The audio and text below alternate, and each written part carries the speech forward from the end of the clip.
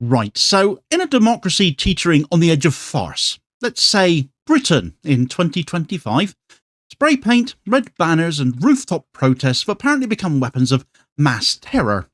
You see, the UK government has decided that the real national security threat to this country isn't violent fascist militias or armed white supremacists, it's Palestine Action, the protest group armed with lock-ons, slogans, and a deeply inconvenient sense of justice, combined with the ultimate in WMDs, a moral compass.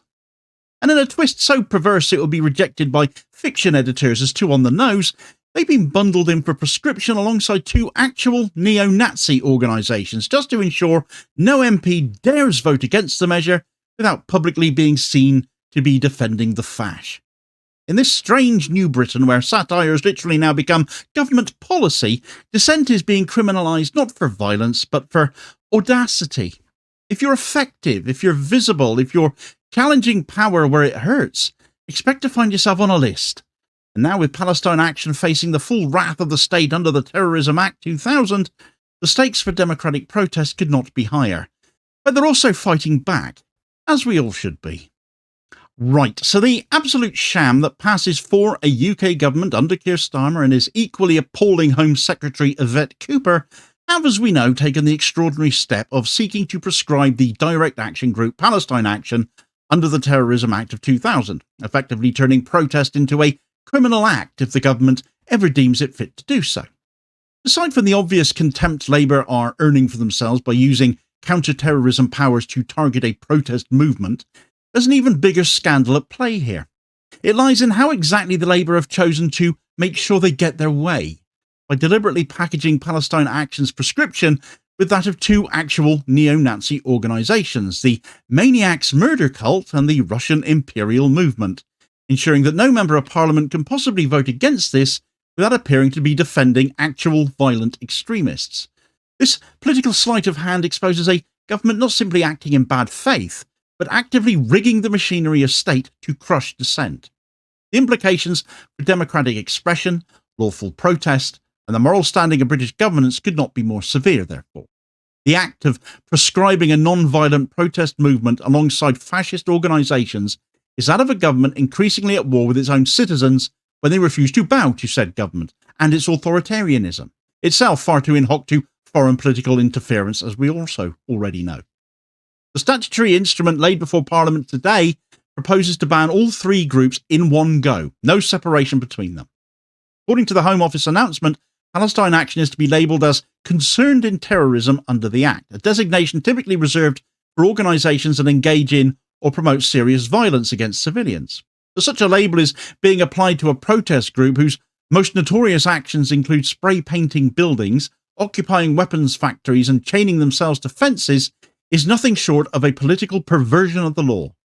Palestine Action's primary targets have been Elbit Systems, the UK's leading Israeli-owned arms manufacturer. The group has, since its founding, employed civil disobedience tactics to obstruct what they argue is British complicity in the Israeli genocide of Palestinians, especially in Gaza. Their methods, whilst certainly disruptive and often illegal for other reasons, have been consistently non-violent.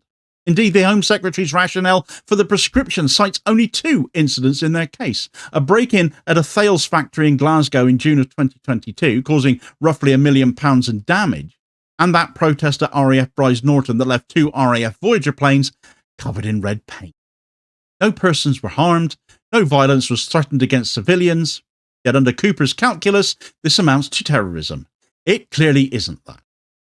But to equate protest-induced property damage with terrorism is to shred the distinction between civil disobedience and ideological violence. It is to say that public disorder is a threat comparable to orchestrated murder, political assassination, and bombings. The implications of such a legal and political redefinition are not just ridiculous, not just stupid beyond belief, they're actually terrifying. The comparison between Palestine Action and the other organisations bundled into the proscription vote only highlights the absurdity here. The Maniacs Murder Cult is a neo-Nazi group that openly incites racial hatred and has been linked to calls for political violence. The Russian Imperial Movement is a white supremacist outfit known for training paramilitary fighters in Russia, some of whom have participated in violent terrorist attacks in Europe. These are organisations that fit the textbook definition of terrorism. Palestine Action does not. This grouping was not accidental either. As reported by Squawk Box and also confirmed by government documents, the decision to lump all three organisations together in a single statutory instrument was a tactical move. It ensures that any MP voting against the proscription of Palestine Action would also be voting to protect two violent neo-fascist organisations, a career-ending decision for most politicians, as you would imagine that would be. So in effect, this makes the vote foregone conclusion, doesn't it? It is not a deliberation of law, but a performance of power. If the proscription is allowed to go ahead, it'll come into force on Saturday the 5th of July. And from that point on, any member of or supporter of Palestine Action, however tangential, could face up to 14 years in prison. This includes activists, fundraisers, legal representatives, and even public advocates. The consequences for civil liberties are therefore staggering. It is the criminalisation of solidarity. It is the outlawing of dissent itself. This is a government that demands you toe their line or else. Palestine Action, however, is fighting back against it. The group has launched an urgent legal challenge against its designation, and the High Court has granted them an interim hearing to determine whether the proscription can be paused. A full judicial review is scheduled for the 21st of July, where the group will argue that the proscription is disproportionate, politically motivated, and a misuse of the Terrorism Act. Legal experts note that even granting an interim hearing is a significant development. It indicates judicial unease with the government's sweeping approach here, and therefore, with any luck, this overreach is going to blow up in Starmer and Cooper's faces. The legal community is already raising the alarm. Amnesty International, Liberty, and PEN International have all condemned the move. PEN has warned that the decision threatens fundamental rights, including the right to free expression and peaceful protest, while Liberty argues that it represents a grave and dangerous precedent that could be applied to climate activists, trade unionists, and anti-war demonstrators alike, because where, after all, would the line get drawn here? The misuse of terror legislation to suppress protests sets the UK on a course disturbingly aligned with authoritarian regimes that jail dissidents under the guise of national security, regimes in any other time a UK government would be condemning.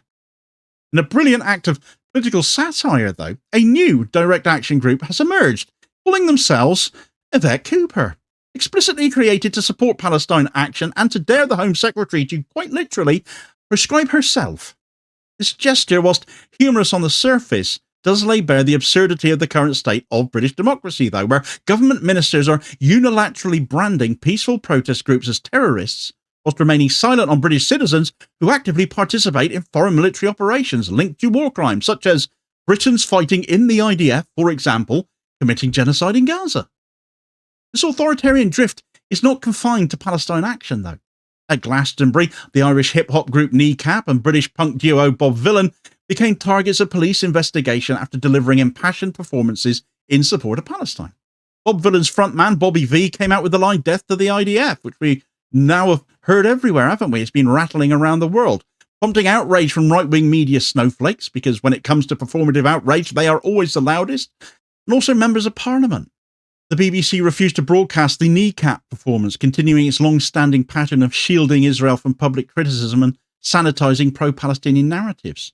Kneecap's set was equally political, filled with references to British imperialism and performed under Palestinian flags, a sea of these flags being flown at Glastonbury to the horror of the Israel lobby and their bought and paid for mouthpieces, that they are well out of step with the British public.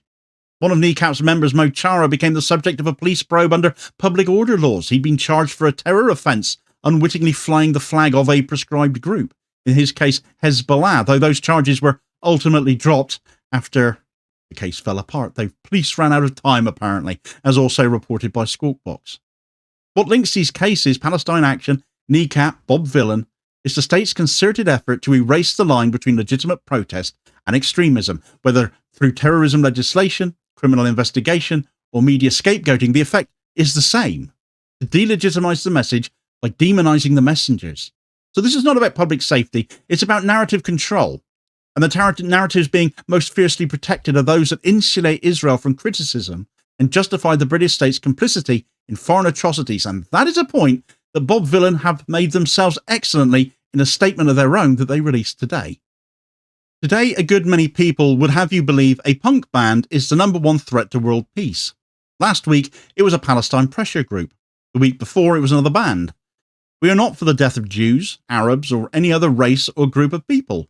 We are for the dismantling of a violent military machine, a machine whose own soldiers were told to use unnecessary lethal force against innocent civilians waiting for aid, a machine that has destroyed much of Gaza. We, like those in the spotlight before us, are not the story. We are a distraction from the story.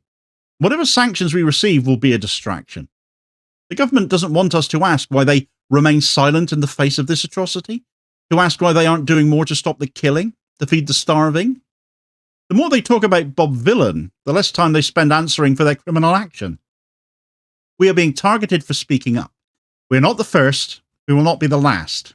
And if you care for the sanctity of human life and freedom of speech, we urge you to speak up too. Every word of that a truth bomb. Much solidarity to the Bobs. Why now? Because the government's timing for all of this is no accident either.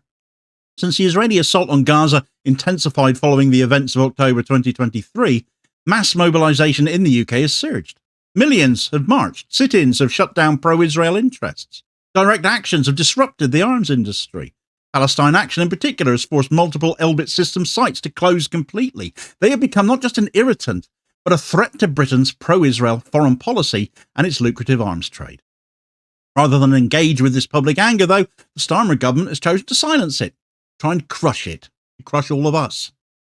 Public Order Act, new anti-protest laws, and now the use of terrorism legislation against non-violent protest all signal a slide towards authoritarianism, where dissent is outlawed if it threatens entrenched interests. A democratic state cannot claim to be open and free while simultaneously banning political resistance under the pretense of counter-terrorism.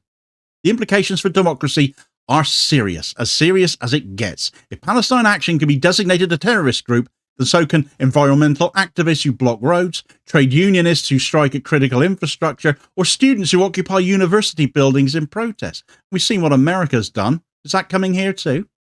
The threshold for what constitutes terrorism is being eroded, not expanded to meet new threats, but contracted to stifle our freedoms.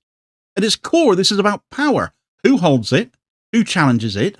And what tools the state will use to maintain it? Meanwhile, media institutions like the BBC have largely abdicated their role as watchdogs of the government and government overreach. Failure to broadcast politically charged performances, the selective framing of protests, and the parroting of government narratives all contribute to a climate of manufactured consent. The public is not being informed, it is being managed. Journalistic integrity has given way to political expediency, and the result is a news landscape increasingly divorced from reality. Yet, resistance is still growing. Palestine Action's legal battery may yet yield a victory. Artists and musicians are using their platforms to speak out. Cultural figures, including actors and writers, are openly defying the government's crackdown. Even in the face of legal threats, new protest groups are emerging, armed with humour, courage, conviction, and political clarity. The attempt to criminalise dissent may have the unintended consequence of radicalising and uniting previously disparate or apathetic people who are increasingly seeing this move for what it is. If this moment proves anything, it is that the British state is not afraid of violence, it's afraid of effectiveness. Palestine Action has exposed the machinery of complicity. Kneecap and Bob Villain have punctured that veneer of cultural neutrality. Together they've forced a reckoning that those in power are desperate to avoid, that they're terrified of. The more effective the dissent, the more ruthless the crackdown will be, though. So as we await the court's interim ruling on Friday and the outcome of the judicial review later this month, the public needs to ask difficult questions of these authoritarians who choose to preside over us in this offensive and appalling and repressive way.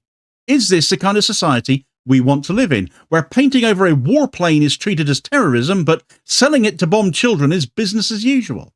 Where calling out genocide is criminal, but enabling it is a diplomatic priority, a national security matter, or in the national interest? The prescription of Palestine Action is not just a legal act that shows not all laws are fit for purpose, but it is also a political test of our values and whether we're going to stand up and fight for them. And it's up to all of us to determine whether or not we will pass that test, because the price of failing it for society could be a high one. The BBC is particularly at fault in all of this, as raised a moment ago, but their failures run much deeper and have been exposed for all to see now as they run away from showing a documentary on life as a medic in Gaza for fear that it's too critical, saying that it doesn't meet their editorial guidelines despite them having commissioned it. To which Channel 4 have said rubbish. And just to show the BBC up further, as well as inform us in a way the news rarely does, they're going to air it tomorrow night. Get all the details of that story in this video recommendation here as your suggested next watch.